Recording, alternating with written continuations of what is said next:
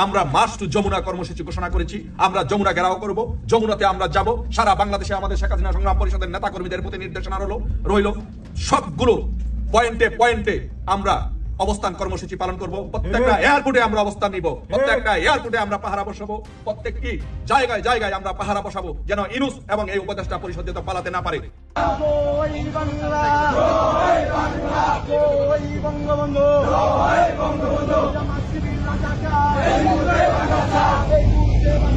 Human Rights watch থেকে বেশ খারাপ খবর এসেছে সরকারের জন্য।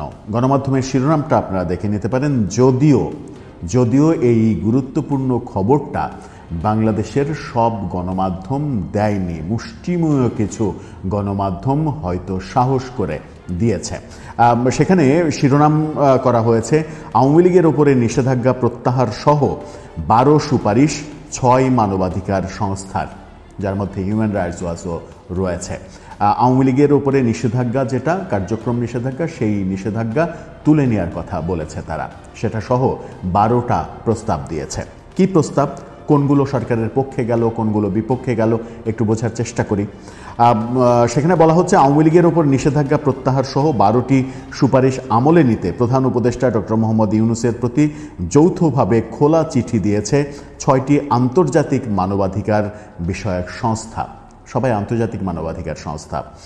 সেই সাথে তারা অন্তর্বর্তীকালীন সরকার মৌলিক স্বাধীনতা পুনঃপ্রতিষ্ঠা, আইন সংস্কার শুরু করা এবং গুম ও অন্যান্য মানবাধিকার লঙ্ঘনের ঘটনার তদন্তের মতো গুরুত্বপূর্ণ পদক্ষেপের প্রশংসাও করেছে। অর্থাৎ কিছু পদক্ষেপের প্রশংসাও করেছে তারা। হিউম্যান রাইটস ওয়াচের নিজস্ব ওয়েবসাইটে এই খোলা চিঠি প্রকাশ করা হয় যে 12টি সুপারিশ আমলে নেওয়ার জন্য সরকারের কাছে তুলে ধরা হয়েছে সেগুলো হলো জবাবদিহিতা ও বিচারের নিশ্চয়তা, নিরাপত্তা খাতে সংস্কার, গুমের অপরাধ নির্ধারণ ও তদন্ত কমিশন শক্তিশালীকরণ, জাতীয় মানবাধিকার কমিশনের সংস্কার, ব্যক্তির স্বাধীনতা রক্ষায় আইন সংস্কার। ব্যক্তির স্বাধীনতা একটা গুরুত্বপূর্ণ কথা বলেছে তারা। ব্যক্তিগত তথ্য সুরক্ষা ও নজরদারি সীমিতকরণ, অর্থাৎ ব্যক্তিগত তথ্যের উপরে নজরদারি করার প্রসঙ্গ বারবার আসছে। সরকার নানাভাবে নাগরিকদের ব্যক্তিগত ডিভাইসে আড়ি পাতার চেষ্টা করছে, এরকম নানা খবর কিন্তু ছড়িয়ে পড়ছে। সেই ব্যাপারেই তারা বলছে যে ব্যক্তিগত তথ্য সুরক্ষা দিতে হবে। রাজনৈতিক উদ্দেশ্য প্রণোদিত মামলা প্রত্যাহার, অর্থাৎ তারা এটাও বলছে যে গত 14 মাসে রাজনৈতিক উদ্দেশ্য প্রণোদিত মামলা হয়েছে। আওয়ামী লীগের ওপরে নিষেধাজ্ঞা প্রত্যাহার, আওয়ামী লীগের উপর নিষেধাজ্ঞা প্রত্যাহারটা কথা বলছে তারা। সিভিল সোসাইটি ও এনজিওর স্বাধীনতা, রোহিঙ্গা শরণার্থীদের সুরক্ষা ও আন্তর্জাতিক অপরাধ আদালতের সঙ্গে সহযোগিতা। এতে স্বাক্ষরকারী সংস্থাগুলো হলো Civicus, Committee to Protect Journalist, Fortify Rights, Human Rights Watch, Roberts F Kennedy Human Rights এবং টেক গ্লোবাল ইনস্টিটিউট। ওই চিঠির শুরুতে সরকারের প্রশংসা করা হয়েছে। 2026 সালের নির্বাচনের আগে অল্প সময়ের এই অন্তর্বর্তী সময়ে আমরা আপনাকে আহ্বান জানাই মানবাধিকার সুরক্ষা আরও বিস্তৃত করতে এবং বাংলাদেশে এমন একটি শক্তিশালী প্রতিষ্ঠান গড়ে তুলতে যা স্বাধীন ও সুষ্ঠু নির্বাচন নিশ্চিত করবে এবং ভবিষ্যতে পুনরায় কর্তৃত্ববাদী শাসনের ঝুঁকি প্রতিহত করবে। এতে আরও বলা হয়, আমরা উদ্বেগের সঙ্গে লক্ষ্য করছি যে নিরাপত্তা খাতে এখনও কাঠামোগত সংস্কার হয়নি এবং আইনশৃঙ্খলা বাহিনীর অনেক সদস্য এখনও জবাবদিহিতা ও সংস্কার প্রক্রিয়ায় সম্পূর্ণ সহযোগিতা করছে না। নির্বিচারে গ্রেপ্তার, আটক, বিশেষ করে আওয়ামী লীগ সংশ্লিষ্ট যেসব মামলার যথাযথ প্রমাণ নেই বা রাজনৈতিক উদ্দেশ্য প্রণোদিত বলে মনে হয় তা অবিলম্বে বন্ধ করতে হবে। অর্থাৎ তারা বলছে যে এই সময়ে রাজনৈতিক উদ্দেশ্য প্রণোদিত মামলা হচ্ছে, যেগুলো বন্ধ করতে হবে। নির্বিচারে এই অত্যাচার, নিপীড়ন এগুলো চালানো যাবে না। চিঠিতে আরও বলা হয়েছে জাতিসংঘ রোহিঙ্গা বিষয়ক ব্যাপার নিয়ে কথা বলা হয়েছে। এই এই জবাবদিহিতা ও বিচারের নিশ্চয়তা, নিরাপত্তা খাতে সংস্কার, গুমের অপরাধ নির্ধারণ ও তদন্ত কমিশন শক্তিশালী, এটা সরকারের পক্ষে বলা হয়েছে। জাতীয় মানবাধিকার কমিশনের সংস্কার, মানবাধিকার ব্যাপারটা বাংলাদেশে এখনো প্রতিষ্ঠিত হয়নি, সেই কথা তারা বলছে।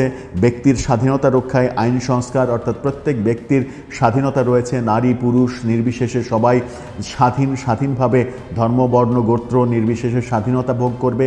ব্যক্তিগত তথ্য সুরক্ষা ও নজরদারি সীমিতকরণ, এই ব্যাপারে কথা বলা হয়েছে। যেটা বললাম যে কারো কোনো তথ্য নেয়ার জন্য এই যে আড়ি পাতা নিয়ে এত সমালোচনা হয়, সেই কাজটা করা যাবে না।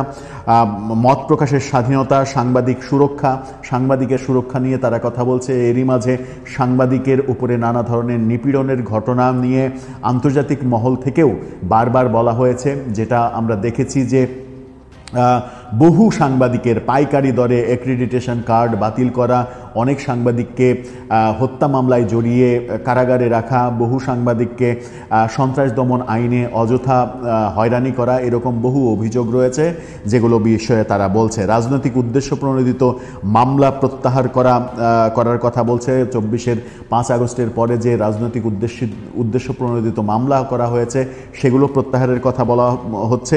আওয়ামী লীগের ওপরে নিষেধাজ্ঞা প্রত্যাহার করতে হবে। গণতান্ত্রিক পুনঃপ্রতিষ্ঠার স্বার্থে রাজনৈতিক দল নিষিদ্ধ করা থেকে বিরত থাকতে হবে, এবং তারাও একই কথা বলছে। সিভিল সোসাইটি ও এনজিওর স্বাধীনতার কথা বলছে, রোহিঙ্গা সুরক্ষার কথা বলছে, এবং আন্তর্জাতিক অপরাধ আদালতের ব্যাপারে পূর্ণ সহযোগিতা এবং সেখানে নিরপেক্ষতা যেন বজায় থাকে সেই কথা বলছে।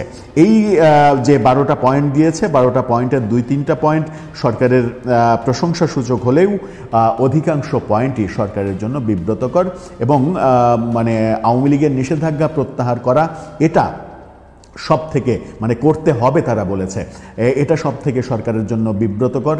এবং এই যে অযথা বিভিন্ন লোককে মামলায় ফাঁসানো, কারাগারে রাখা, সাংবাদিকদের সুরক্ষা না দেয়া, মত প্রকাশের স্বাধীনতা না থাকা, এই ব্যাপারগুলো সরকারের জন্য খুবই উদ্বেগজনক ব্যাপার।